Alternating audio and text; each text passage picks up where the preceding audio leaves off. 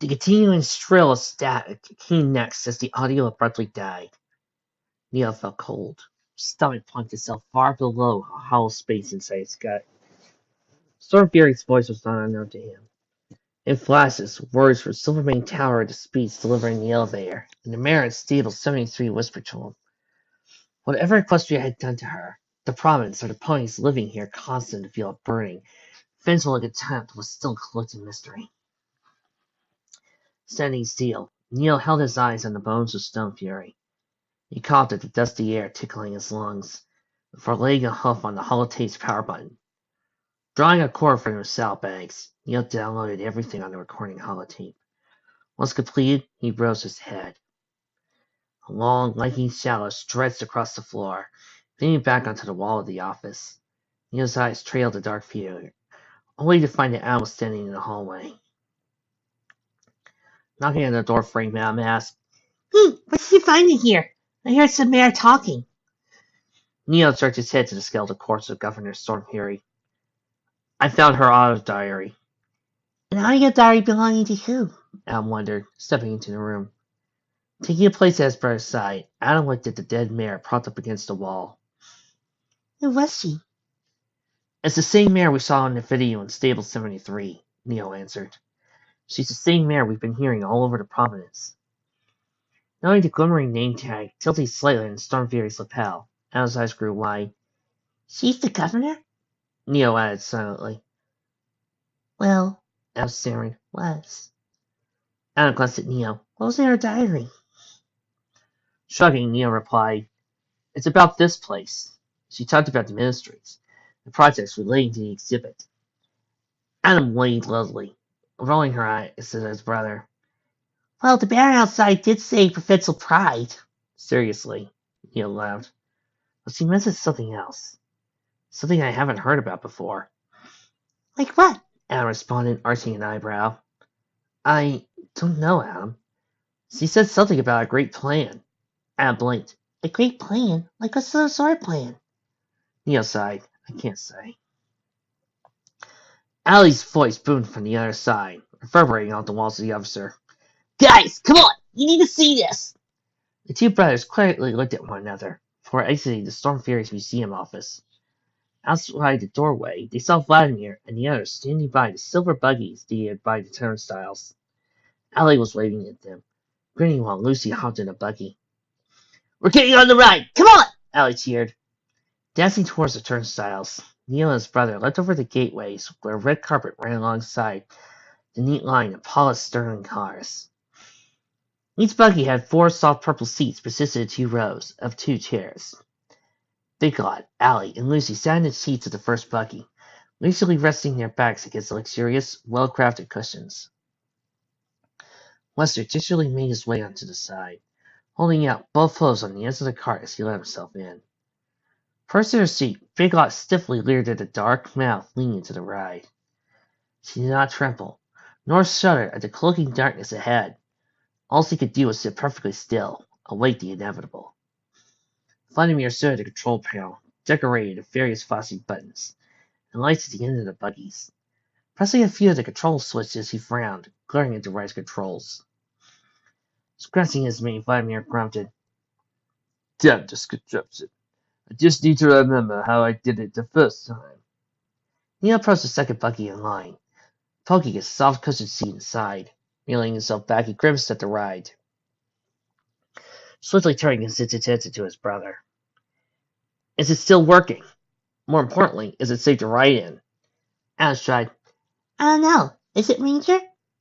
Without moving his glaring focus off the control panel, Vladimir waved a hoof at Adam, nodding. Of course, of course.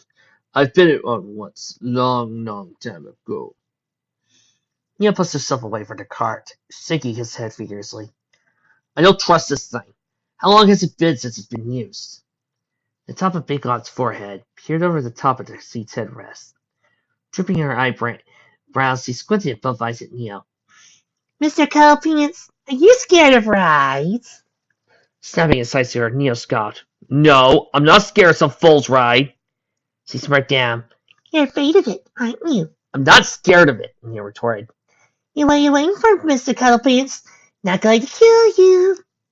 Stomping a hoof against the carpet, Neo spat. And who are you talking about like that? Aren't you the one who was afraid of the dark? Bigot's ears flattened, whilst her smirk faded entirely. Just get out of the ride, you wimp! I'm having to face my fears. She fell back to her seat, while a shivering flutter flocked her limbs. I still had to sit through the dark. Nudging his brother to the shoulder, Adam sauntered to the first row of the second buggy. Come on, brother, we should be fine. Neo's blood froze, as the knot twisted deeply in his stomach. Ranger, does this thing go on loops? Replaced by Neo's statement, Vladimir looked at him, holding both eyebrows raised. No, not at all. If my memory serves me well, it's quite relaxing. Neo gulped hard. I'm going to regret this! Lightly patting the seat next to him, Adam faced his brother with a tender smile. Expelling all the air gathered within his lungs, Neo got into the buggy, tightening his diaphragm as hard as he could. Stiffly sitting upright in the soft cushion, Adam rubbed his brother's back, chuckling. You need to try and enjoy yourself some more. Out of the mouth of a tunnel, metallic clang vibrated the air, ringing out through the entire room.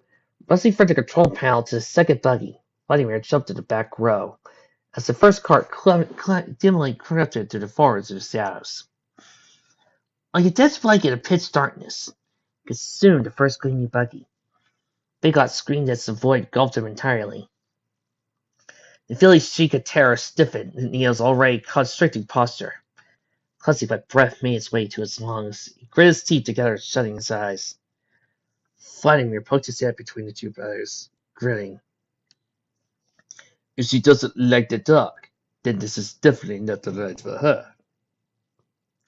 Neo kept quiet, while Adam answered for the both of them. You'll be fine. I'm more fearful of what becoming my brother. Nodding at Neo, Vladimir remarked. Indeed, I see what you mean. However, I believe once he decides to open his eyes, he'll notice it's not as bad as he thinks. The buggy shook slightly, causing Neo to force a little air from his lungs through his teeth as he tightened the firmness of his pose. Adam began rubbing his brother's back again, while the buggy drifted forward into the depths of the ride. Well, I don't care. That's if he decides to open them first. The heavy, steady beating of Dats's hooves echoed through an empty tunnel. Light bulbs suspended from the thin wires dangled from the high ceiling, swaying as a heated draft whisked by his head. He winced at the breeze, however, letting it not hinder his peace as he walked at. Running veins of the dark vine's elaborate piping system moaned overhead, instilling the only sound to accompany his hoofsteps in the corridor. Dats felt a wetness develop on the side of his face, just underneath his ear. At that instant, he assumed it was just the heat giving out the pipes, though the sweat collected more, building into thick droplets. Trickling down his cheek, a massive drop traveled, then over the clammy fur of his neck. While gliding across him, his heart rate rose to a brisk, powerful rhythm. Vladimir, he thought, why did I let him go? Our emperor, alone in the world. Why did he have to leave me, of all points, to watch over the Celestia forsaken place? Taking in a deep lungful of air, he instantly exhaled through his nose. Amongst the hot, dense atmosphere of the mine, a distant voice penetrated sharply. Dance's ear twitched slightly at the sound, causing him to pause. The voice came out from his back. While thundering the rumble of the hooves pounded the rocky floor erupted, bouncing off the cavernous walls. Turning towards the direction of the voice, he saw sprinting down two ponies. Both were stallions, one sporting the standard Legion bari, while the other was dressed far less formally. As the two came closer, he heard the cry of the soldiers shout, Sir! Wait! Please! Stiffening his back, Daz held his head high, weighing the two approaching ponies. The pony accompanying the soldier was dressed in assorted leather pieces of armor, sworn together by black thread.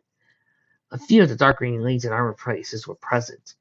Parts, such as the breastplate, it, like his fellow soldier's uniform, bore deep scratches, exposing the shiny coloring of iron underneath. The strangest feature that Thad's noted was the stallion's eye patch, colored entirely a bright yellow, where two little black smiles painted onto it, along with two dainty eyes of the same color. Hanging loosely over the vibrant eye patch was a greasy Sloven mane.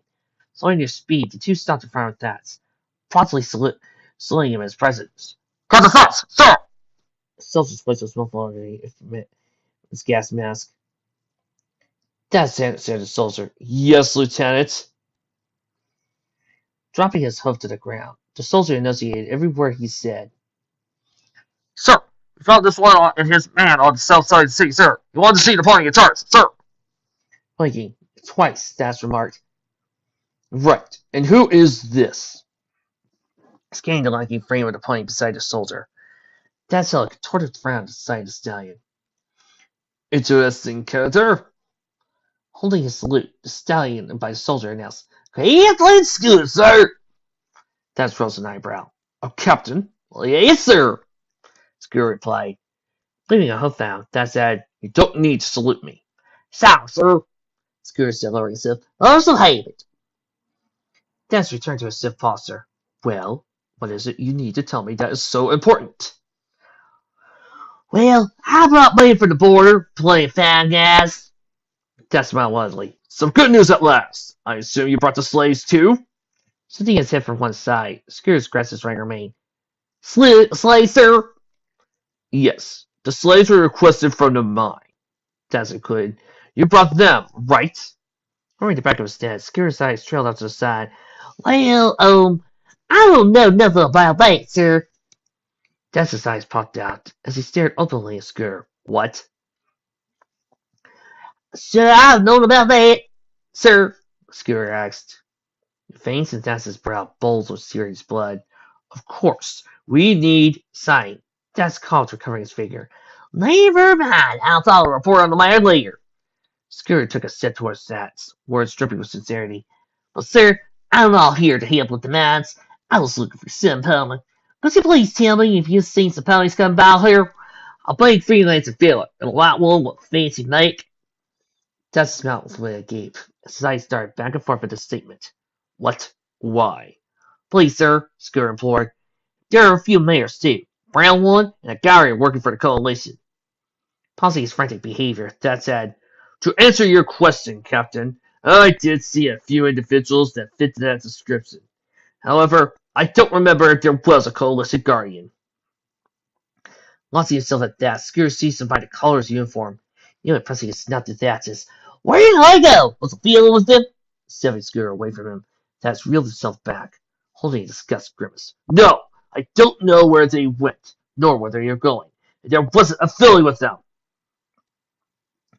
Skewer's expression went cold as he stared blankly at Stas, gradually backing himself.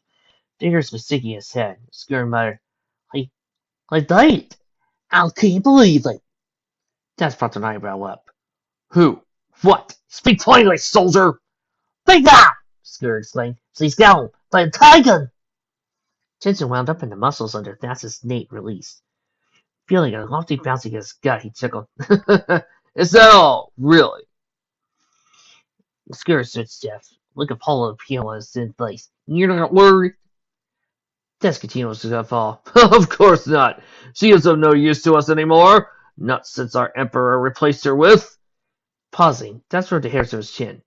Covert or something or other. One of those officers from the massacre at our cannon. Didn't you know that? Weren't you from the border? But... Skewer muttered under his breath. How fast he was important to you, Al. One thing, Stas carried. Big Lot was important. I remember the order Vladimir sent to the rest of the Legion. He stated he wasn't doing an adequate job, and that he was too full of himself to rule over the border. Searing theory, bullying in Skewer's heart raced up, flushing his face with a burning intensity. Gnashing his teeth, he pawed at the coarse mine floor, glaring at the snide Legion captain before him. He's a silly! She's thief! And she's a great leader! She's a better ruler than any of y'all wish he could be! An outsider! If it's the last thing I do, I swear it! I swear it! Every ounce of fire, airy laughter faded from Stas, and instead, a glooming, somber atmosphere charged eyes at the would-be captain. Oh, Captain, you're not going anywhere by any means, Stas quipped. In fact, you're a man and you will be staying here for the time being. Skewer was seething, turning the rest of his face a dip reached crimson color. What? No, I won't! Oh, but you will, Stas sneered. You didn't bring us the slaves we need, And ever since those ponies you mentioned came through here, I've been up to my neck in shit. One problem comes after the other. We need the additional troops. Rising up to Scooter, Dax pressed the bridge of his nose against Scooter's brow, forcing him to crouch. Scooter was silent at the opposing authority of the Dark Mind's captain, towering over him. Striking himself with Dax's threatening stare, Scooter turned his back to him. I'm going, Scooter remarked, glancing over his shoulder. You can't stop me, neither. Tightening his glare, smirking. Private, would you be so kind as to immobilize the captain? The soldier standing beside Scooter lunged out, wrapping his forelegs around Scooter's bony neck. Flipping back and forth while lasting out his hind legs, Scooter bucked in fierce retaliation. With eyes held wide open, Scooter felt the grip of the soldier constrict his neck. As the attacker's hold grew harder, the air became thinner. Gasping, Scooter's movements dismissed to a groggy pace. Each swing was slow, as too were her kicks, and the force to exert grew to a halt. Tingling sensation spread throughout Scooter's body, falling by his senses to failing. The world around him became distorted by a dark shadow and closing walls. Spinning around, he stumbled once he drew his last breath, before tripping and over his footing and collapsing to the ground. And if you were paying attention to certain riffers, according to them, this soldier does kill Scooter. He saw the entire world become black. Those few voices, words registering his name, became faint. Feeling his cheek, pressing on the damp rocky vine floor vanished, and everything was gone. The soldier released Scooter, rising up and backing away from him, standing over the unconscious body before him. Dax shook his head, frowning. Captain, you could have made things so much easier for yourself. Again, according to certain riffers, this was a bad thing that instantly equaled death.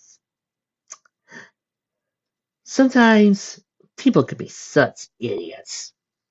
Chili Pie Scooter's least greasy mane, Dax snickered. However, I can't have you going around doing as you please. Not with Iron Hammer, one gem sword being completed. The soldier, taking hold of Scooter's foreleg, slung it over his shoulder.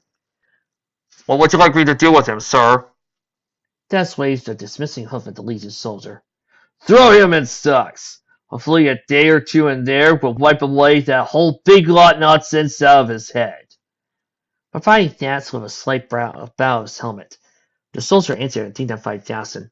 It shall be done. Before the soldier had turned and faced the end of the hallway he had come from, Dax interjected swiftly. Wait! Do inform his men of their current arrangement here. As I mentioned before, we are in need of more soldiers for the mine. Yes, sir, the soldier nodded, lumbering off in the other direction. Scooter's toe striking on the ground. At the peak of his brow, Dax felt the warmth of a sore headache coming on. Storing the fuming air, heating inside his lungs, he returned to his course, ambled onwards to the end of the tunnel. Calmly rubbing the side of his head, in small quick giant motions, he coughed. That's all I needed. Another problem to deal with. Coming to the end of the corridor, a metal sliding door stood in front of him. Pressing the dim orange button on the steel door frame, he watched the doors part. Sounding their characteristic whoosh, he crossed the threshold, sighing as the headache began to throb. The next empty room he entered was small, sporting a low ceiling, 3 other doors, one to each wall. In the corner, 2 dark miners stood, whispering to each other, whilst Dax passed them by. The 2 miners hissed, scoffed lowly, before suddenly growing silent. Instantly placing both their sickly, glowing green eyes into him, they held a steady stare. Amongst the soreness crowding through his head, a chilling sensation bit at his spine, traveling all the way to his heel. He faced the 2 dark miners, shuddering at the nipping, eerie aura projected onto him.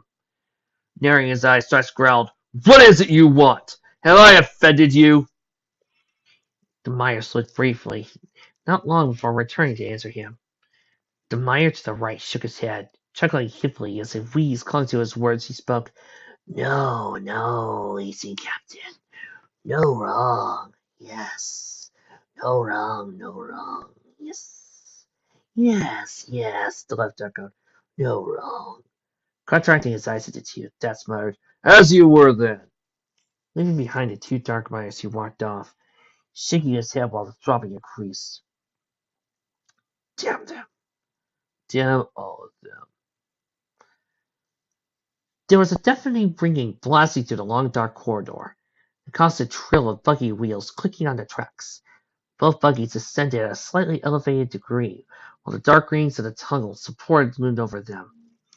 The brother sat idly in the soft cushions. Neil had loosened himself, as his brother laid a comforting hoof on his back. Reaching the peak of the rising tracks, the buggy leveled itself, holding steady in its pace forward. A click tinging in the air, followed by a dark silhouette of a small screen rising in the front of the car. A blinding white light flashed onto the screen. Stol's stylized letter. Please stand by. Our Providence thanks you. Another image clicked on the screen. This time a close-moving shot of a colorless flag, waving in the gusty wind of a clear day. A symbol, nearly identical in length to the Legion's, bore the flapping cloth. In the background of the official loop, standing out in a boisterous, proud fashion, was an accompaniment of military drums, flutes, strings, and trumpets hailing the flag's majesty. A set of white words appeared below the flag. And now, a message straight from your governor. A mayor came onto the screen, sitting in a finely crafted leather recliner. In the filtered black and white colors made up her mystery. Though apart from this, the picture presented him was clear. The mayor wore a smart pinstripe suit, fitted with a simple white rose tucked into a pocket just outside the left lapel. Wearing her dark mane in a bun, fastened at the top of her head by two cross pins, she faced the two brothers, smiling. Hello, the mayor started. My name is Governor Stormfairy. I am so very glad you came to the newest attraction. By now you've known that the world is a mess. With promises of doom and continued war, the future does not look bright. But under the care of our brave Providence, you need to fear the rest of the world. Hopping down from her chair, she ambled off to the side as the grandma trailed her. Coming to an oak table, a series of thick hardback books were slightly elevated, showcasing the cover of each tome upon the tabletop. Resting a hoof to the wooden surface of the table, she chirped, You've read about the brave battles our ancestors faced when settling here, especially in textbooks, not unlike the ones you see here. However, you may not be certain about its heroes, or what the future holds for our Providence. Well, she chuckled, but not mind its punies. For today, we will dive into what the future has in store for our fair land. Anne leaned over to his brother, whispering, I'm pretty excited. What's going to happen? Neil kept his own volume to a minimum. I'm just hoping there aren't any drops. The screen cut to black, and the mechanized sound of rowers reeling the screen back down into the face of the buggy clattered aloud. Gradually, the buggy came to a slow speed. Snapping onto the flickering lights above an alcove buzzed to life. The car with the other half of the group was now visible as it too drifted in slain suckus rate they reached in the center of the small display of the wall. Inside the alcove, a few rusty mechanical ponies lifted their hooves, pawing the ground and laughing. The bolted chilts of the robots let out a grinding, rusted squeal, repeating the same loop of artificial animation. A moment later, the rest of the scene came to life. The fake ponies were hitched to station wagons, loaded to the top with supplies bundled together by rope. A sun and a green landscape painted on the 3-air walls made up the landscape, whilst plywood clouds hung by thin wires against the blue sky, littered with cracks. Stormfury's voice could be heard on the overhead speakers. It is known by all that our land was settled by any of the bipedal kind. However, not only did our founders find paradise beyond the great desert to the south, they found a place they could call home. Scooting a little further up the tracks, the buggies came to another display. This time, a pony's hammering away at the wooden frame of a house. More homes and buildings dotted the landscape behind the workers. One of the gray automatons fizzled thunderously, erupting blue, shimmering sparks out of its neck. Again, the lights flickered overhead on the machine performed a Stormfury bird. Through storm and rain and weary hoof, our founders fought the elements to patch the leaky roof. Through trials, our ancestors battled the cruel weather away, but the civilized country of central Equestria was our sense of determination born. And once homes were built, towns followed. making life in our fair land seem brighter than ever before. In an instant, the lights dim, signaling for the buggies to move on. Now an alcove in the left wall bathed brightly the purple columns of the light above. A pivot below the car spun to the spectators to the left, allowing them to face the exhibit directly. A single grey blue earth pony stood behind a long marble counter. Shelves lined the walls, each one stocked with blank titleless books, empty beakers. Staring down a lump of grey rock, speckled in black glinting ore, a mechanical stallion gaunt through the lens of an eyeglass, held by a metal frame over the mineral sample. Stormfury once more narrated the scene in front of the group. My ancestor, Grimlock, discovered a dark iron, a curious metal found in abundance throughout the land. It was lighter than conventional iron and easier to smelt, as well as holding a greater firmness than its less compact metal sibling. However, mineral deposits were not only found in deeper mines, making the task of removing the abundant ore difficult and dangerous. Nonetheless, once the word traveled to Equestria, bits of the resource were shipped to dozens of manufacturers. The lights were killed, and the buggies pivoted the riders back to facing forward. Clucking along, the cars slowed their pace as the ceiling above illuminated the dim glowing dots. Twinkling and falling cards were assembled the walls of a cave. The lights manifested the entire passageway. Stormfury's violence voice proclaimed, in the mines, miners found a new gem in the rocky ground. Hacking a summoning way to unearth the new land, the score of the day. It was not long after a new mysterious element had been found in our land. Sun gems, a rare mineral holding strange, otherworldly properties. For a time, the caves, such as the ones you're in, were a must-see sight for travelers of every walk and life. At the end of the glaring tunnel, the shimmering blitz faded entirely. The overhead lights burst on, revealing a series of colorful murals decorating the walls and ceiling. For the start of the new corridor, the warm, sunny images of ponies living peacefully and laughing with one another, and the comfort of the sun's rays adorned the walls. Further, the buggies progressed. A more grim transition occurred. On the loudspeakers, the sound of a dozen ponies faintly chanting in unison, a crime of fury charged the speakers. With every advancing inch, it rose in volume. The guiding ponies gave way to a huddled mass of ponies in the middle of a city street. Looks of narrowed eyes, grinning teeth, and bloodshot veins, and pure hot blood coursing through their gaze now came into view. A sea of white signs hovered above the heads of the angry rioters.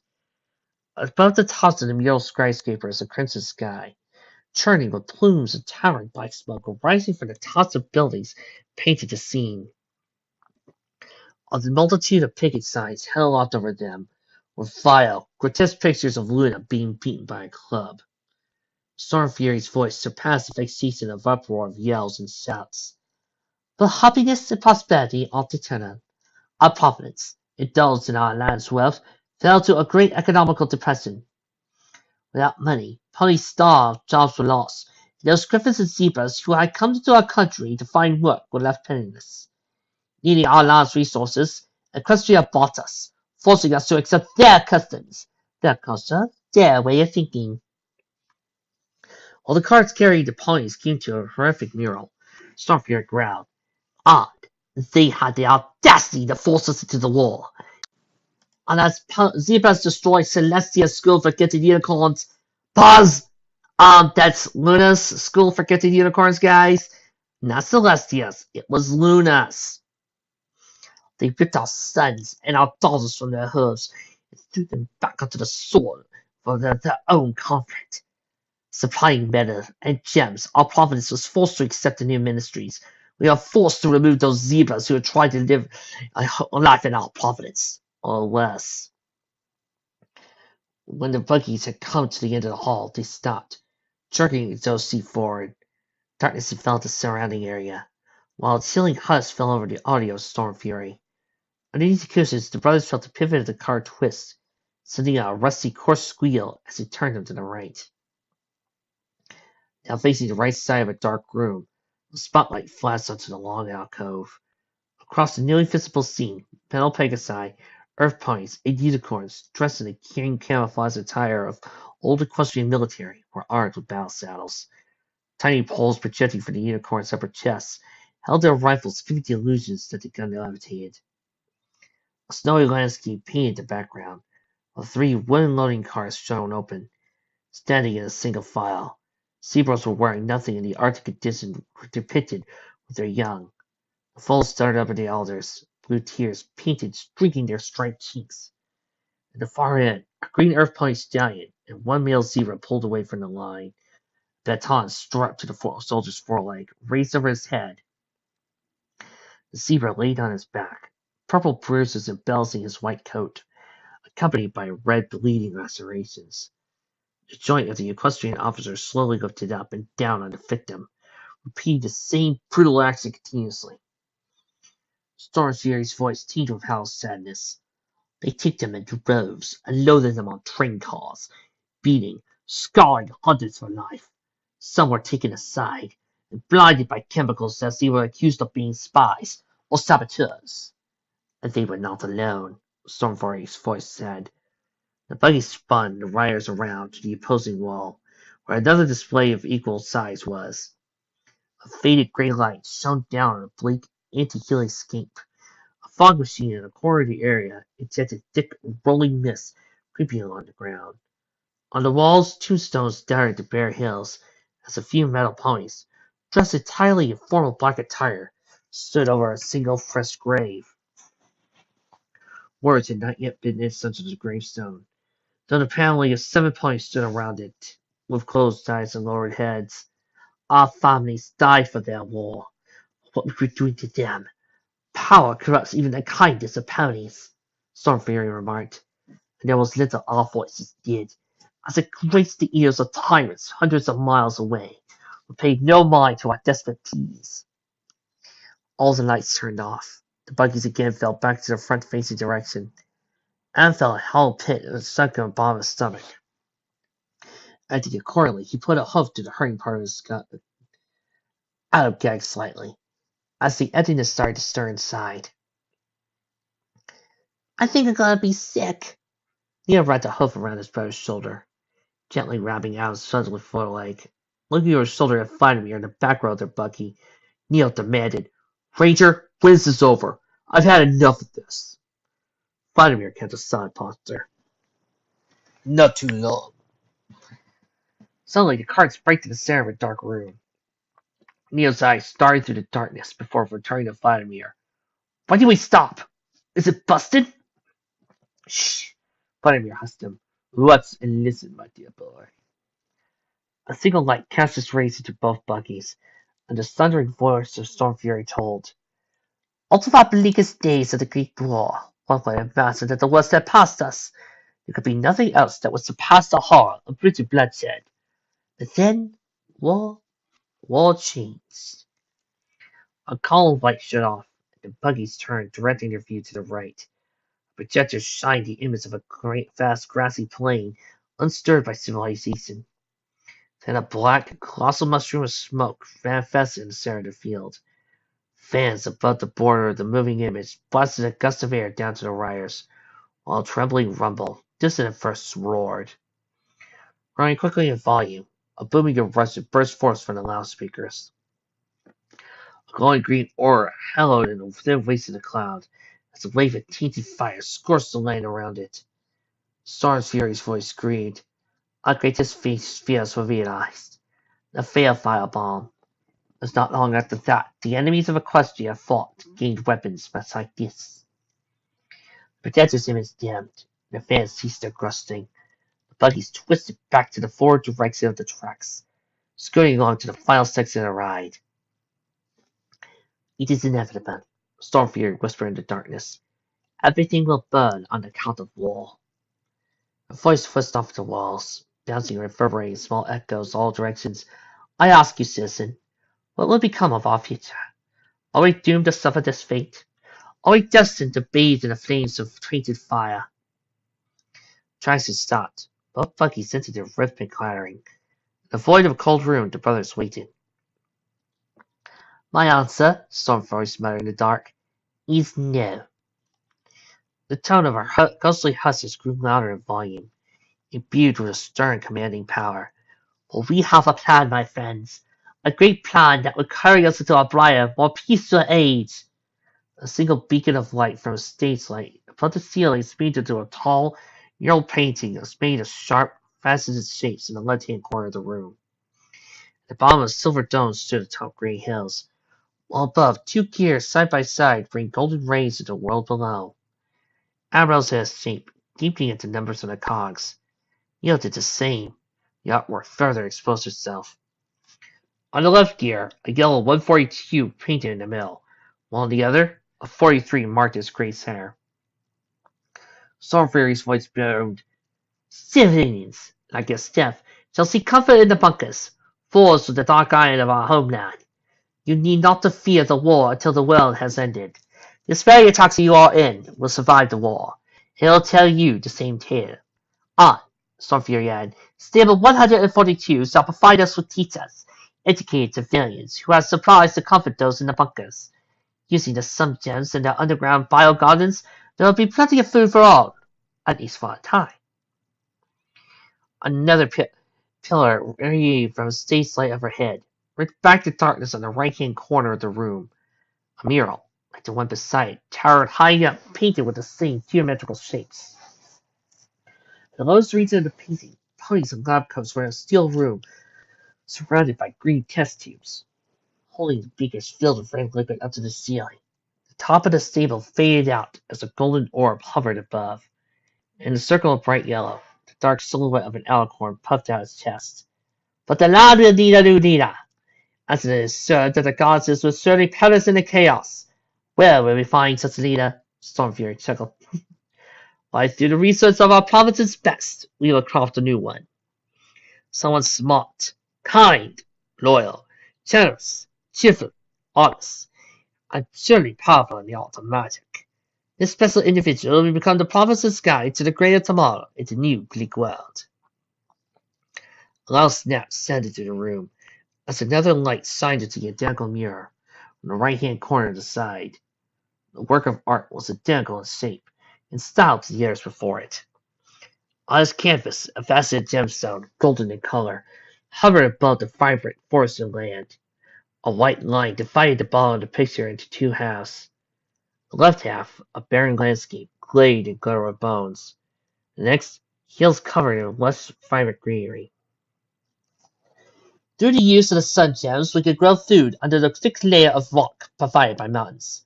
Soon, Stable 142 will no longer need the support of the province on its own. Stormfury quickly interjected, but this does not mean everyone is dead. No, there will be survivors. What was once civilized folk will be turned into raging monsters of death and hate. How will we protect ourselves against them? A violet beam cast forth onto the mural, located on the left wall, along the side of the previous picture, at the bottom left-hand corner. The picture showed three predators, sitting on their metal-plated haunches, raising their cat-like heads high. Streams of red and yellow shone down behind them, presenting them in a glorious display. To solve this problem, we will leave our protection in the loyal cause of the predators, guarding the collective might of the greatest technologies our engineers have to offer. We've made the deadliest, fastest, and most fierce combat robot in our province's history. Stormfury boasted, fuel off the blood of the prey. Any efforts made by outside forces will only charge our warriors with more power. And the idea that they were fueled off the blood of their prey, was it scary to you? Why? Aaron shook his head slowly, hanging a foreleg outside the buggy. He stared openly at the picture of the predator, scoffing. This is insane. They had it all planned out. Why didn't it work? Jumping at the touch of Neil's hat, tapping his shoulder, Adam faced his brother, who was pointing upward at the area in front of them. Adam saw his brother stand stiffly still, gaping at whatever he was pointing to. What is it, brother? Adam's eyes traveled to the direction Neil stared in, as he too felt himself grow still. His entire body went cold. Beads of cool sweat dappled his forehead, while a shudder came to his hooves. The last stage light blasted its blinding illumination on one final mural, hanging above the tunnel exiting the exhibit. How? Stormfury asked, Could the land of our fair province be cleansed of the taint? How will we recover what was taken from us? The answer is simple. The mural was of a hulking black missile. A blood-red background encased the area around it. Storm Fury exclaimed at the top of her voice, "To Project Iron Hammer! The newly defended ICBM missile will launch dozens of smaller warheads into a massive expanse of land, with the biological healing properties of the sun gems coursing through each projectile. Anything and anyone even remotely subjected to the taint will perish, and in the wave of fire it will leave the land be cleansed." "Should our world end," Storm Fury called, "we will survive! Reclaim the great sovereignty of our land!" The bumpy rattle of the wagging wheels clanked aloud as the riders moved forward into another room. Setting themselves back down, the two brothers looked at one another, leaving nothing but a somber silence between them. A dozen lights flashed on the massive wall behind them, revealing the largest painted work they'd seen yet. Just as a pony stood at the top of a rock, pointing out to a green land of fields and forests. At the head of the crowd was the same darkened figure of the alicorn, a spear of yellow light around him. On the loudspeakers, the triumphant ring of trumpets sounded off. Not long after the blare of horns, a saunter accompanying a string followed suit. Over the delicate notes strings played, and dozens of foals singing ears, and "Rise, Ironhead, rise! We will lift you up into the skies! Rise for us to rise! Hear our hero song reprise! Rise for honor and bold, cheering her mighty anthem loud! Forever you may reign in the land we claim! Ironhead, rise, rise, rise!" Neither boarder paid the mind. They just kept their vision low to the carpet of the buggy floor. A deep, sinking feeling pitted themselves, a stark realization came to them. Ironhammer was the Legion's. Vladimir's ears erected, as a dim, flickering light above the green service door on the right side of the tracks came into view. Patting the tops of both brothers' heads, Vladimir rose out of his seat, waving a hug to the buggy in front of them. "This is our stop," he shouted. "Get out and head for the door." Dripping his legs behind Neo and Adam, Vladimir chortled, "This includes you two as well." Hopping out of the buggy, Vladimir landed on the hard cement, feeling the joints in his legs pop loudly as he fleetly moved. Reaching a foreleg over his head, he yawned, loosening his tendons. Adam selectively moved to the side of the buggy and leapt out. Neo did the same.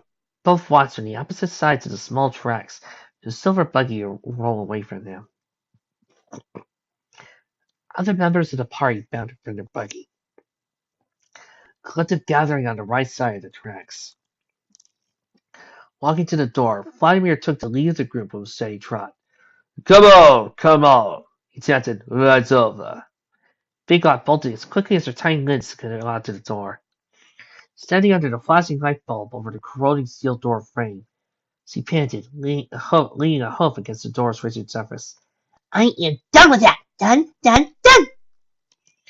Vladimir came to the door, patting the girls who remained. "Don't fret. It's all good and done with, little one." Soon you were amused frowns, he glared. "You don't want to talk, you tall guy. Your heart isn't pounding a bajillion miles an hour." "If you say so, little one." Vladimir laughed, opening the door. "Don't call me that," Peacock proclaimed. The door opened to a long, narrow corridor, with no doors on the walls, faint red lights illuminating the hall. A single door was at the end. As Vladimir crossed the doorway, he motioned his head towards it. "There's the exit." Trying down the passageway, the group tailed behind Vladimir in a single file line. Neo and Al stayed at the back of the group, emptiness sinking their hearts further and further. Lucy put the back end of her fetlock against her brow, whilst the keen, frosty temperature feverishly flushed her blood. "I can't believe it. That's what Hammer does. To think those bastards have it locked in some place in the dark mine." Wester clamped a hoof over her shoulder. "How do you think we should act?" Her entire liveliness was sapped completely. "Wester, we don't even know how close we are to getting it done, let alone letting the coalition know." As the conversation between Wester and Lucy grew more distant, Adam hurried himself to reach out to his brother. Brother, Gusie's right. With a weapon like Iron Hammer in Lisa's control, who knows what will happen? His brother and I slowly continued onward. Adam stopped and poor Sterling. What are we going to do? Neil stood in the middle of the threshold, crossing into the hallway. Facing his brother, Neil replied with a heavy sigh. I don't know, Adam. If Lisa has a weapon like that, who knows how close they are to unleashing it? Maybe. Just maybe, Neil answered. If we find Mom first, she can help us fix all of this. Adam sternly folded his ears atop of his head, turning his gaze to the floor. Neil drew his pip buck and firmly declared, We can't lose sight of our goals. We've got to move on. We're going back to the Dark Mines. When we do, we'll put an end to Iron Hammer. Vladimir rose to hoof to the side of his mouth, calling to the brothers. Are you two coming? You both have the maps. Turning it around to the hallway, Neo returned a thundery shout, Coming! Coming! Before Neo started down the corridor, Adam looked at Neo, smiling. I hope she can help us. I hope so too, Adam. I hope so too. Together, they carried the Vladimir, clamoring echoes of their hosts bouncing off the flying walls.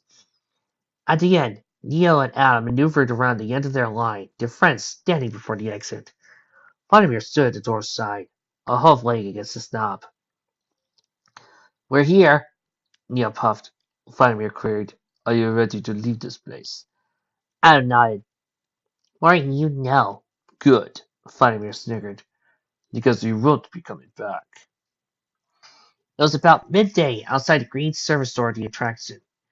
The exit had led them to a small parking lot amidst the colossal peaks of the western mountains, whose tops reached high into the rolling gray clouds, tinged with the cracks of bright white branching out into the sky. Mist overhead presently turned around the mountain peaks, engulfing them entirely within its dense cloudy mass.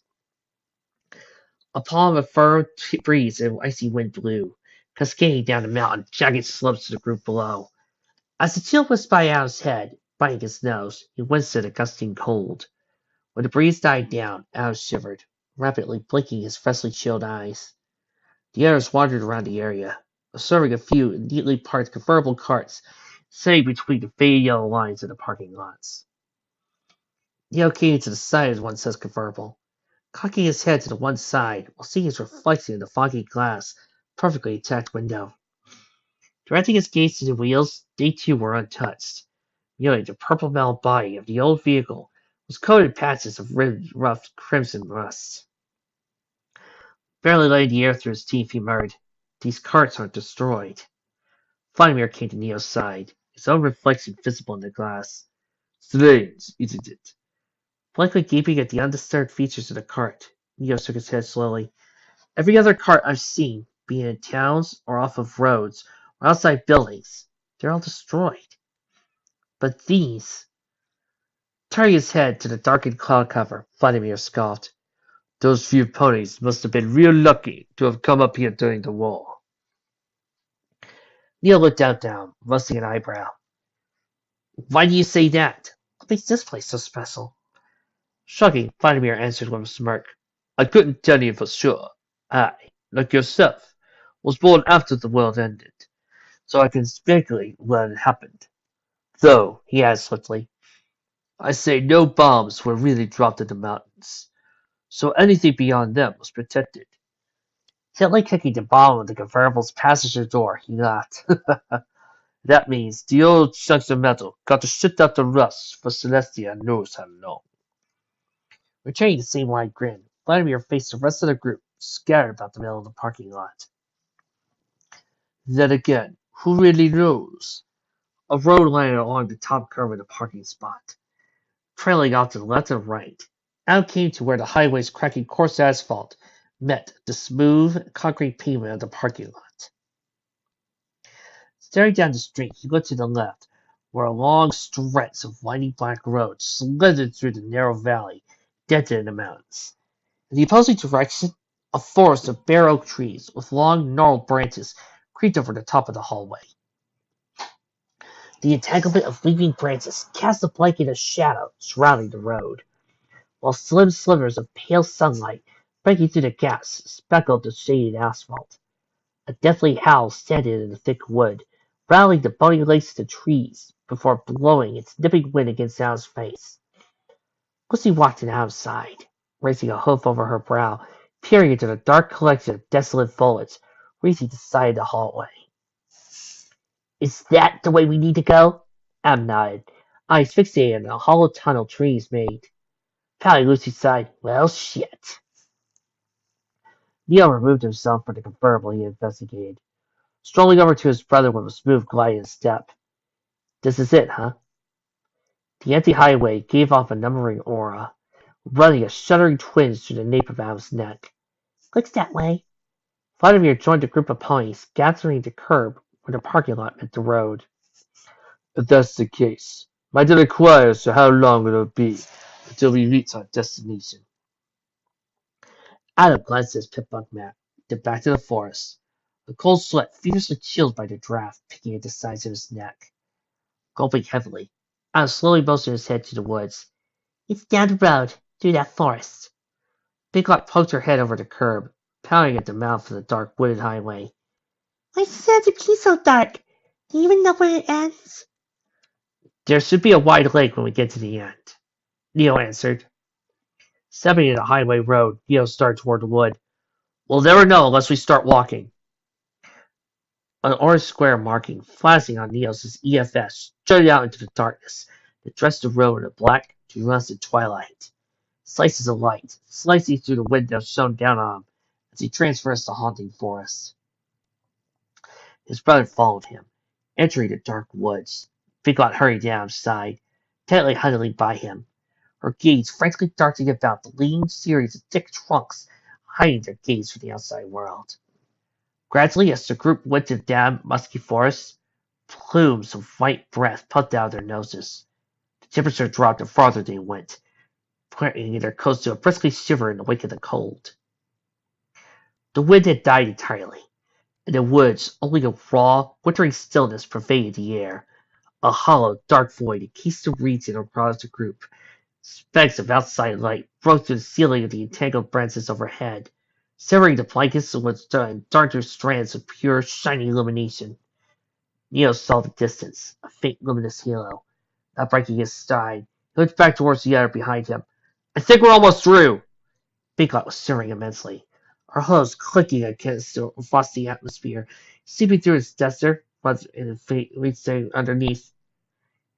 You sure? I can't say. Maybe it's just a break in the branches. Drawing closer to the vibrant, radiating light at the end, they passed through the threshold where the dark met the light.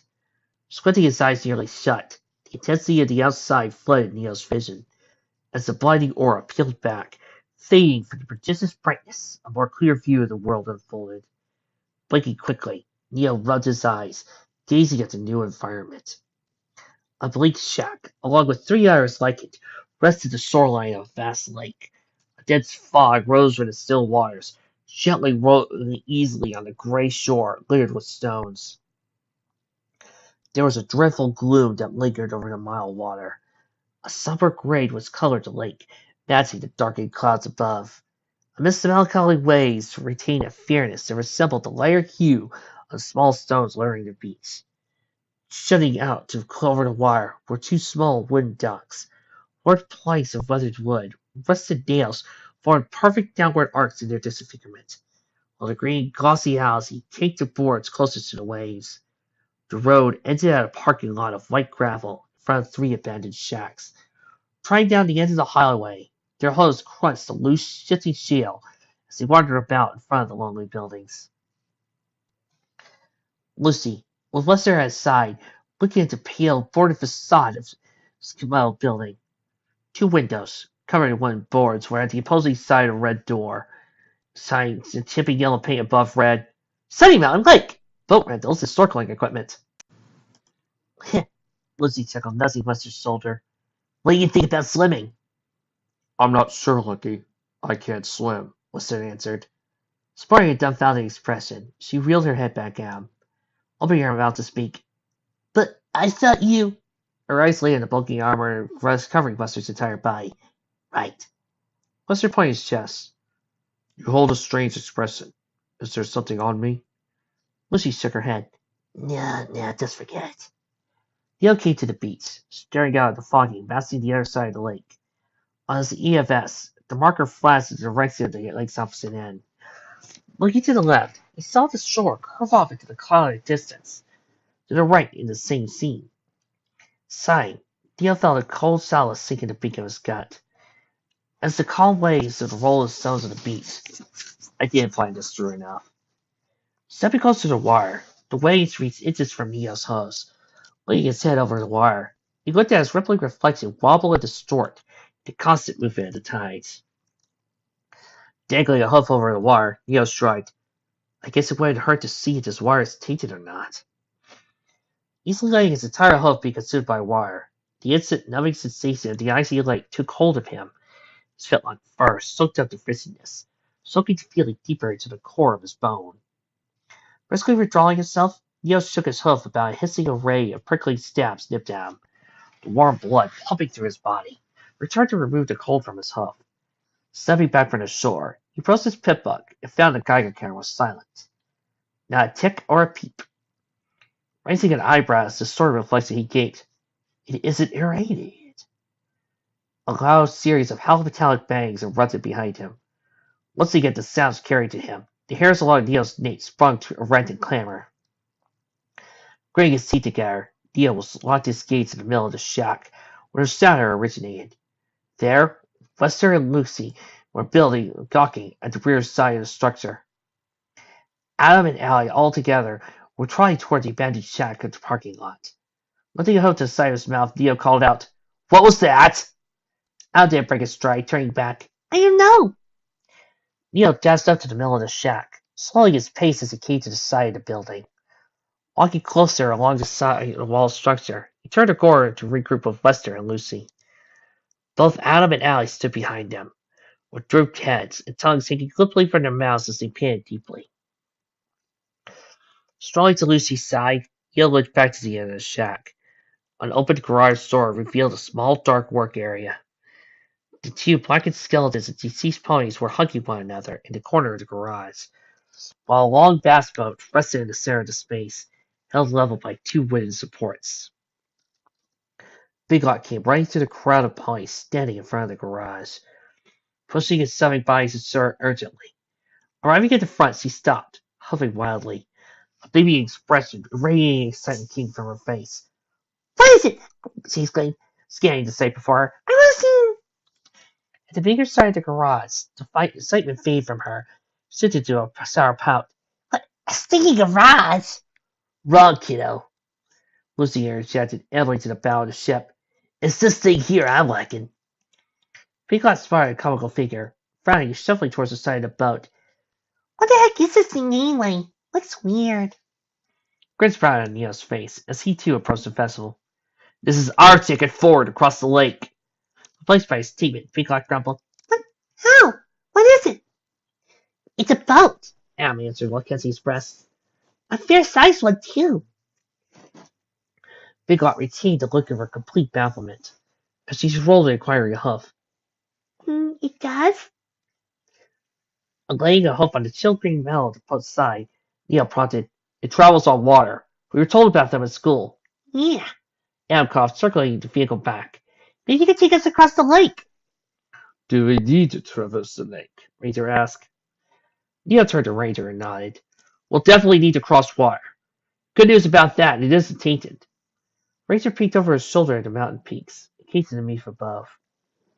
"Do you believe the mountains have something to do with that?" Gently tapping the belly of the boat, Neo shook his head as his eyes trailed to the concrete floor of the garage. "No, I don't think so. The rain should still be tainted when it passes through here. So one would surmise that the lake should have been tainted, even slightly, but it isn't." "Why should it matter?" Lucy chuckled, clambering the side of the boat. "It means we don't get screwed up if we fall out." Big Lot's eyes widened. Wait, hold me for a sec. How are you supposed to get that thing in the water?" Allie came up behind the filly, ruffling the curls behind her mane. She said, "We'll levitate it, of course." Breaking free of Allie's ruffling, Big Lot stared at her, putting a hoof in the buff. "You gonna let that thing on your own?" Puffing at her chest, Allie puffed. "Well, not my own. I've been known to work some awesome magic here and there." Besides, she had, looking to Ranger and Wester, I got 3 other unicorns to help me. They got snickered. Alright, Miss Nice Chaps, does it work? Can we use it? Allie paused for a moment, scratching her mind with fulfillment. Lucy Sound wanted to seize inside the boat, tipping her fedora to Big Lot. That's a fair point, I say. What do you think, Al? Will she fly? Al glanced up at Lucy from a small more blinking air. Fly? Fly, skim, whatever. Ride. Will it work, though? Well, Al hummed, turning his attention to more. It runs on some kind of fuel, and it hasn't been refueled in forever. I think if someone were to route a constant supply of magical energy to it, then it should run, though not at full power. Piglet began to lightly stomp the ground with jeering hose. A clammy coldness coated her fur, as she felt distressing energy pulse through her hair. So we're going to use this thing or get across the lake? Al called out from behind the boat to answer her. Yep, looks that way. Crazy where she stood, Piglet frowned. Read another ride. The nearest part near the store. The low rattling hum of the engine buzzed the turning fog, carrying its sound far off in the distance. Out of the whiteness came the form of a long, dark figure in the boat's bow, sculling the calm waters of the beach. The speckled light drifted down from the lumping cracking of the darkening clouds, twirling and sipping in its descent to Al's wet, freezing nose. In his seat, he blinked at the flake melt away into the bright, wintry chill. He shuddered the sensation rolled down from his snout to his tail, briskly rubbing the sides of both forelegs, while he uttered a lowly burr under his foggy breath. Yet another angelic bolt fell from the sky, followed by another, until a multitude of snowflakes drifted from the sky above. Dinklot sat tightly, hugging herself, chattering teeth gnashing away at the frettiness wrapping her body. Knowing the snow had fallen from the clouds, she briskly stopped her feverish movement. Holding a half to the newly fallen flakes, she caught one. Bringing her to her face, the warm, puffy, cloudy, sailed breath melted the icy crystal, prompting her to frown and returning to warming herself. Through the optic grip of the mountains numbed out his hose, airy weightlessness fluttered from inside his chest. Watching the snowfall dance with such mesmerizing movement was hypnotizing. Aside from all the dreadful side effects the cold brought, he smiled, witnessing the magic of snow gracefully flurry around the boat. It's snow, Anne whispered with twinkling eyes. Real snow. Piglet was next down, still shivering vigorously. Not that special. We get it at the border sometimes. I've never seen it before, I replied. Didn't think it'd be this cold, though. Neil sat a single cross-section of the boat, folding his hose. I never thought we'd see snow either. How long do you think it'll keep falling? Adam shrugged, turning his head up to the sky. I don't think it'll let up anytime soon. Neil leaned to the side, looking at Ranger. Ranger stood by himself at the end of the boat. Ranger, he asked, you've been up here before. How long does the snow fall around here? Ranger Chu shrugged.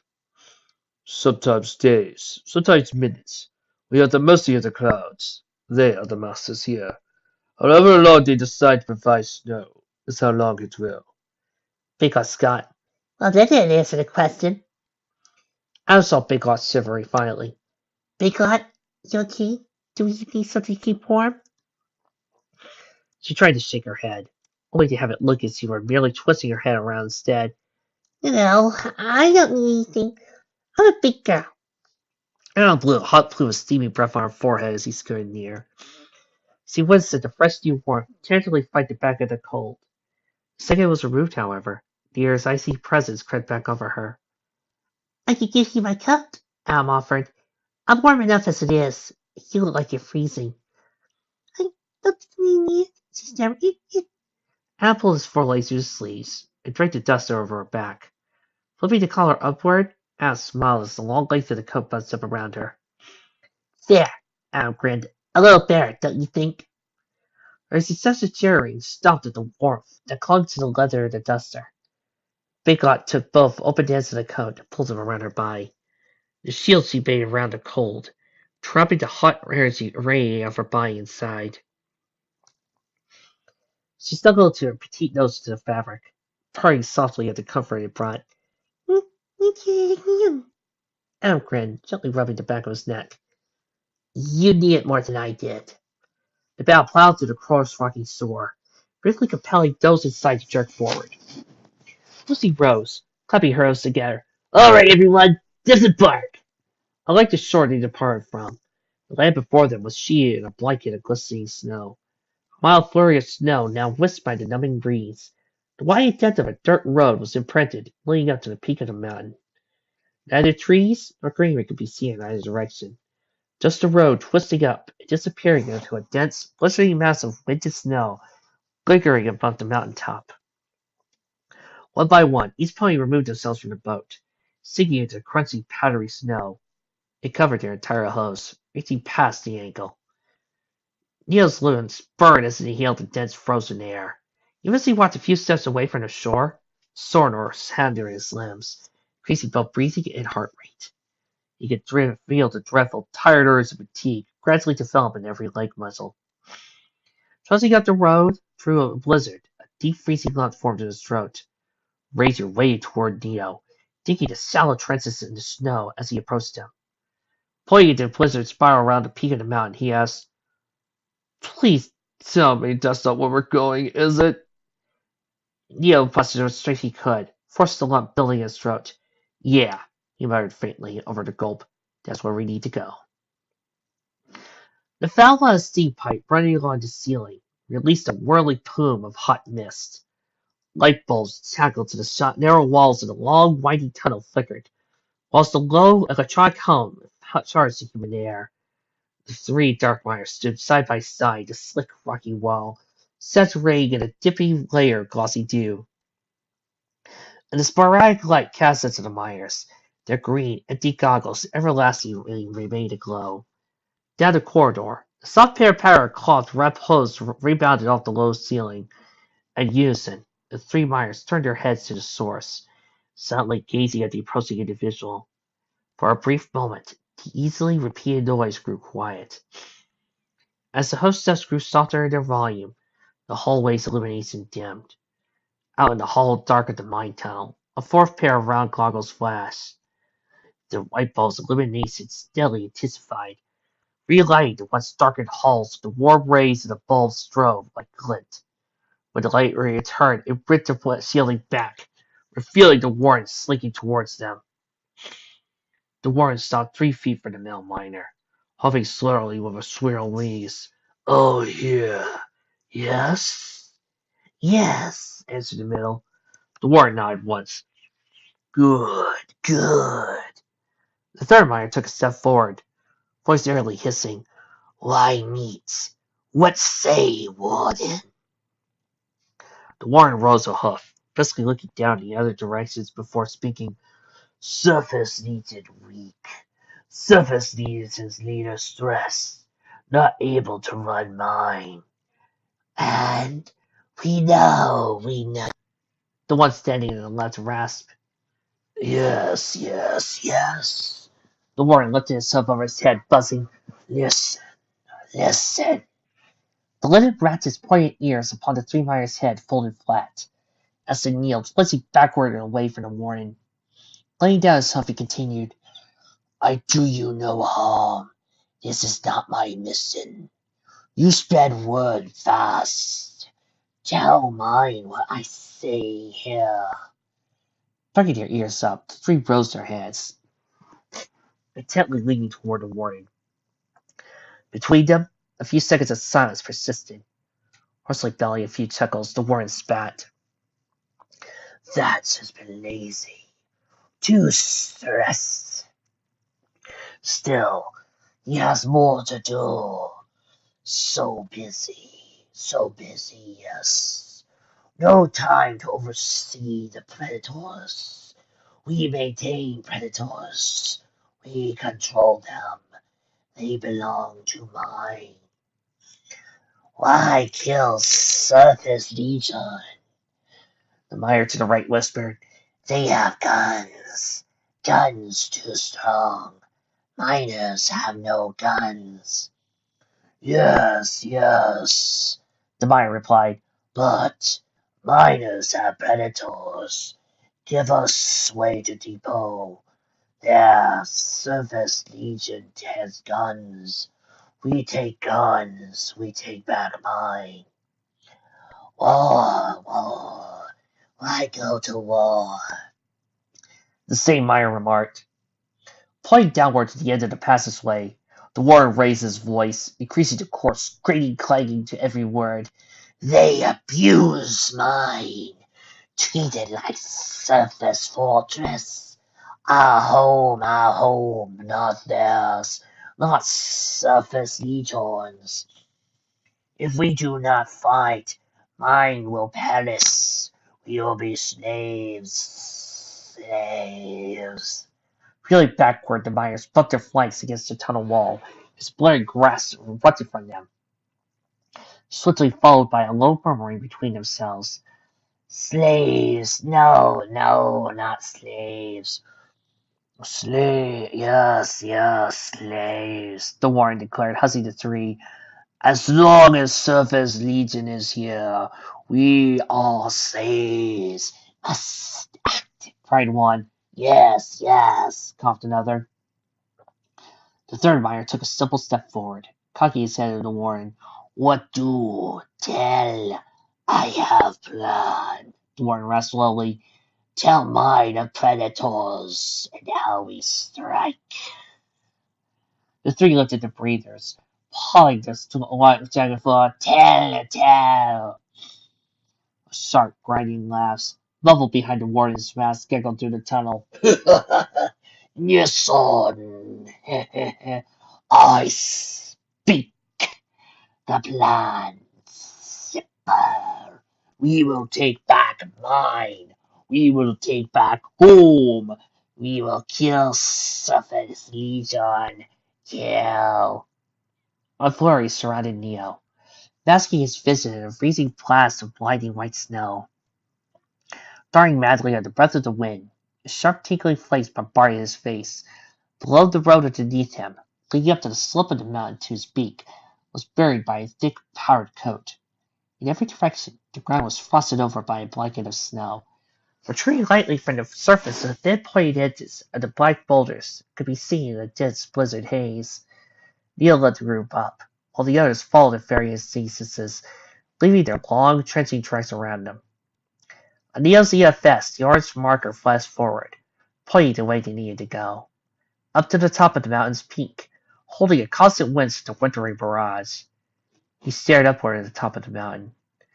A deep, concealing cloud from the blizzard's fury hid away from the peak, the sky, and anything within 30 feet perimeter.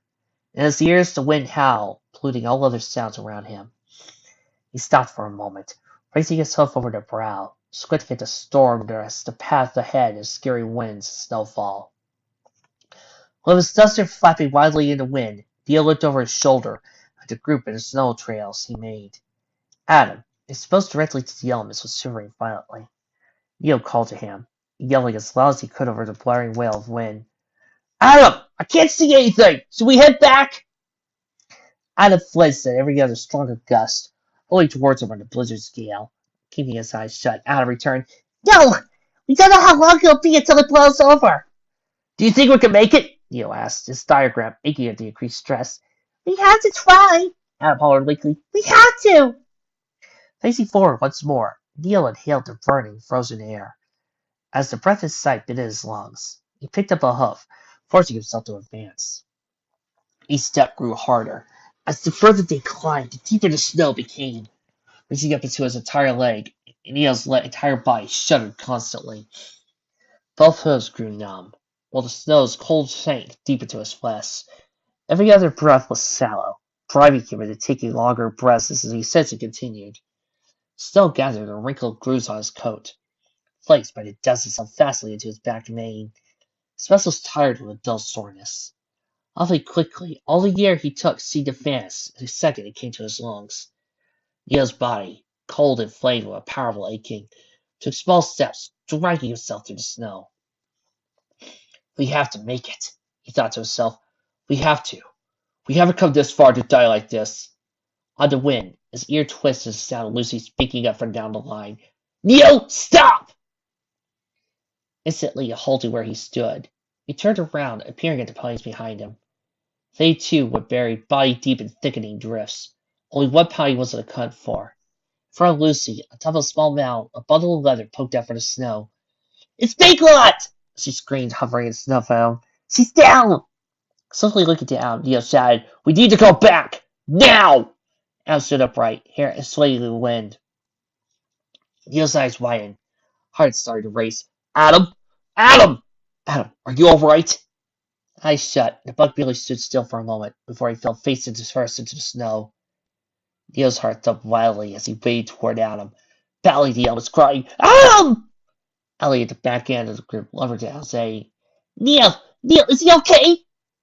Skating next to Adam, Neil clutched the back of his brother's neck, lifting his head out of the snowbank. A multitude of glaring snowflakes powdered Adam's blue fur as Neil sat in the snow, holding his brother. Neil's eyes burned. Already small tears trickled down his cheek, only to freeze solid halfway through the storm's icy breath. Tripping over her own hooves, Allie slid down beside Adam, looking to Neil with urgent eyes, darting about Adam's left body, taking Adam's shoulder, and Neil's hoof slipped on the ice, forming atop his brother's coat. Quickly catching him, Neil held Adam's head close to his chest. Adam's breath became weak, nearly speaking between odd gasping breaths. "Is he all right?" A faint shiver overtook Neil's entire being, plaguing even his speech with erratic stirs. I don't know. I can't feel my..." His eyes went wide, feeling the fiery whirlwind strike him. "Ellie," he groaned, "are you..." Glancing face first at the snow next to Adam, Allie lay surrounded by the crushing power packing up underneath her. Near her rims, a faint spark of light still flickered, while the breaths rising and falling of each breath fluttered. "Allie!" Neil muttered, keeping her fatigued figure. The breast pace of his heart rose. As he leaned over to Adam and nuzzled the head somewhat gently. "Allie! Allie, get up!" Big-Lot's legs dangled off Lucy's sides as he stomped through the snow, prodding Neil. "What happened?" Neil's heart failing. Slumping back against the snow, he felt his head loose and weightless. I, everyone, there..." Lucy coughed out, her legs trembling under the weight of Big-Lot's body. "Kid, what Her lids nodded, falling down and up as the sinking of her joints brought her down, kneeling in the snow. I feel tired, kid." Letting out 3 whooping coughs. "I feel..." Plummeting into glistening white surface, Lucy's head was consumed in the blizzard's blanket. Lester stood idly 23 feet downhill, staring directly at Hal. Neil rested Hal's head on his lap, raising a hoof to the side of his mouth. "Wester? Wester!" Wester didn't move. Like a statue embedded in the plinth where it stood, Wester's entire armored body was frozen in place. Vladimir deferring his face for the gusts of the Arctic mountain wind blasting out, trudging beside Wester. Standing alongside the Isle Garden, Vladimir's body rocked uneasily with each sinking step eaten by the Arctic ground. Vladimir gnashed his teeth, cursing the wind. We need to move on. It won't end here. It won't. It can't. Not for me." Neil closed his eyes, while Vladimir's pace slowed as he grew near him. No longer did the warm, twirling plumes blow from his nostrils. Slowly pausing beside Allie's body, Vladimir looked at Neil grimly. A dark somberness shadowed his brow, whilst his mane flickered faintly in the wind. Bending both forelegs in the snow, Vladimir fell on his side, leaving a dead lying on the outside of his body. Sitting stiffly alone, the wind breezing against his back, Neil scoffed once more as the blizzards blur gradually fed his pheasant. "We're going to die out here. We didn't make it." The sleet gathering on his nape cracked at each moment as he looked down at the peaceful resting face of his brother, laying calmly in his lap. All feeling was removed from him. Even the dread lingering of sadness was lost to the icy hold of the mountain's icy fury. The howling winds of the wind street faded, where instead a hushed silence fell over the world. Only the slow beats of his heart pierced the silent veil. With each passing second, a beat would draw slower, slower, as the dark halo scurried the outside region of his sight. Neil's eyelids felt heavy, dropping while his head nodded. "I can't die. We can't die. I didn't even get to say goodbye to them. even that. Not even. Tenderly, both eyelids met, sealing all visibility to the outside world. With both breath and heart rate declined, he felt sleepy, and urged to let all worldly tethers go shark his back.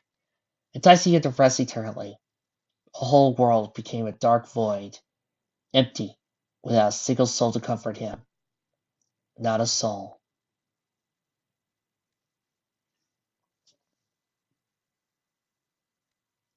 Well, it would really suck if we ended it there, now wouldn't it? In the dark, a gruff voice of a bear echoed faintly with tired worry. Ismail. Again, the voice spoke, lifting in pitch and volume. How did? We can't. He's stable.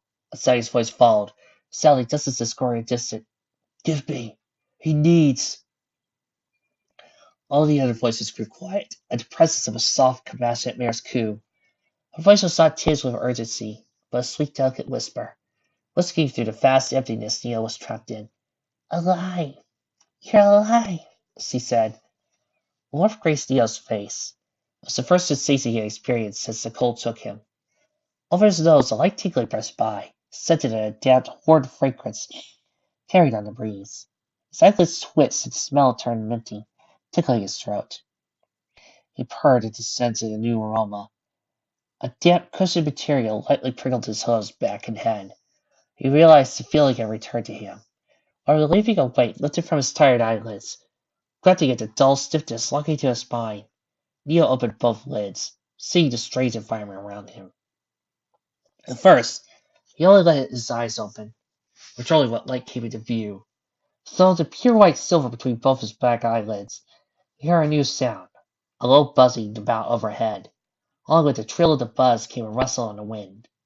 Eager to open his eyes, he pulled his eyelids back entirely. Blinding yellow light flooded everything, scaring everything before him. A smothering illumination receded, revealing the lush green, easily swaying leaves of a tree. Upon healthily gnarled brown branches the foliage rocked, as the golden rays of a great brightness cried through the dense tree cover.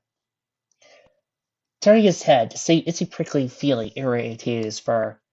As he went to his side, short stalks of cold-cut grass brushed against him. He felt a weight in his chest anchoring him to the ground, compressing both breathing and movement. What? Sitting up slowly, Neil's head pounding with a spinning pain, laying the back end of his hoof against his brow, he hissed, listening at the throb pulse at the rate of his heart. What happened to me? He moaned, dropping his hoof and scanning the immediate area, squinting both eyes. Am I dead? A vast clear sky was above him, accompanied by thin puffy clouds dying across the blue. Lazily flowing in the currents of the wind, the lumpy white masses, lined with silver, traveled by.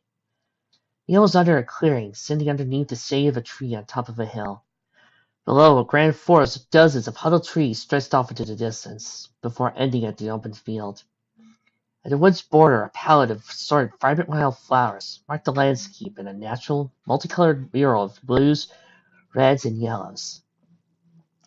Forcefully rubbing his eyes, Neil shook his head, rapidly blinking at the landscape. Where is this place? Where the hell am I? Paused in mid-sentence as he gasped. My bags! Thinking over his shoulder, he noticed his saddlebags were missing. No, they can't be gone! Springing up from his rump, he wildly spun around in place, searching for his little space for the bags. Damn it, where are they? Holding a second time, he froze. Mouth agape, his eyes buttoned so as he uttered one name. Adam! And frantically dashing through the clearing, rose a hoof, calling out to the unknown. Adam! Adam! Lucy! Lester! Ranger! Anyone! Pausing briefly, Neil's eyes caught hold of a familiar body. Downhill, next to the trunk of an aspen tree at the forest's border, was Adam. His limbs were sprawled out across the grass as he rested peacefully under the shade of the skirting outer perimeter of the tree line. Locking both worried, silvered eyes on Adam, Neil charged down the hillside to his brother. When he came to Adam's side, he slid across the ground, kicking out the blades of grass into the wind. Leaning over his brother, Neil felt both eyes become saturated with tears. Neil's whole body trembled as he hovered over them. Adam! Come on! Wake up! Seized by his shoulders, Neil shook him gently. Adam! Come on! Wake up! It's me! Wake up! Adam gulped, pulled to his side, groaning. It's too early. I'll finish the project tomorrow. Shaking him again, Neil was beaming, getting giddily let down. Adam, wake up! Wake up! Grunkling, bumbling. Adam's eyes opened, fluttering at the new light around him. Sitting up onto his haunches, he licked his lips and yawned, stretching his forelegs over his head. He, do we make it? Neil sat down to Adam, smiling. I don't know where we are, to be honest. A few curly strands of Adam's mane jutted out from the top of his bangs. Where's everyone else? What happened to them? Can't say. We'll have to look for them. You think it's there somewhere close by? Neil shrugged. Possible. I found you pretty close by. I don't see any reason why they shouldn't be the same. Turning his eyes to the clear blue sky, Adam let out a deep sigh. Sky isn't real. Neil reeled back out. What? Adam pointed to a cloud passing over him. Look, you can barely see the lines dividing the screens. Directing his gaze upward, Neil got to the cloud. In the center of this fluff was a thin gray line running straight through it. Huh. Adam smiled, laying down in the grass. Still, it's nice though. A gold halo of pure fluorescent light ignited the world of the center sky, casting its tender light on the world below. What about that? Neil asked, motioning his head to the orb of light. Adam rose an eyebrow at it, scratching his bedridden mane. I don't know what it is. The sky is fake and it can't be the sun. Neil peered at the shaded earth around the border of the trees. In the distance, an earth-pulling stallion stood directly at them. Squinting both eyes, Neil caught his head aside a new arrival. From where they were, the delicate features of the unknown pony was lost. The pony wore a white lab coat, with fur of the same color.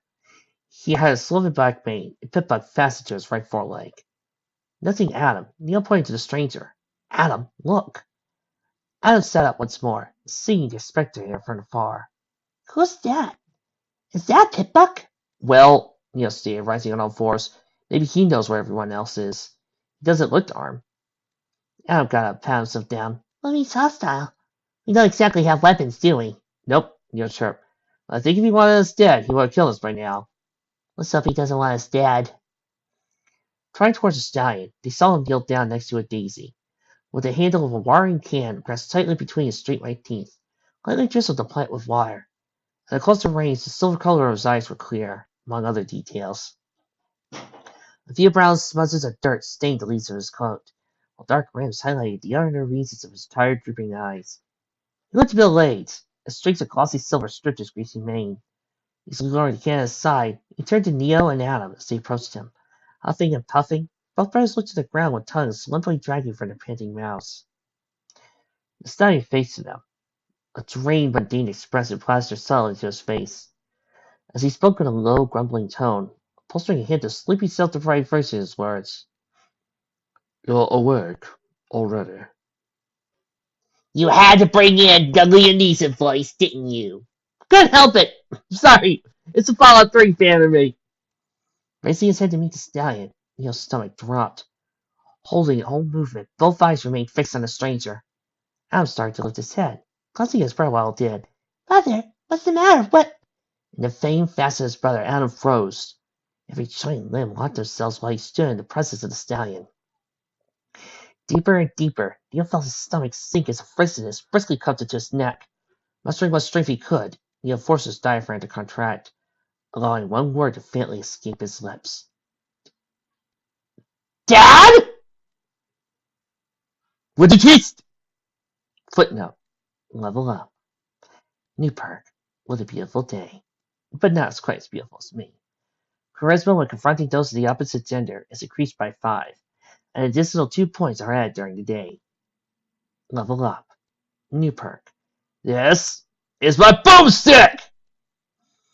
Shotgun attacks now have a chance of doing 5 times the amount of damage when used on a lower level enemy, bringing those primitives into the 21st century.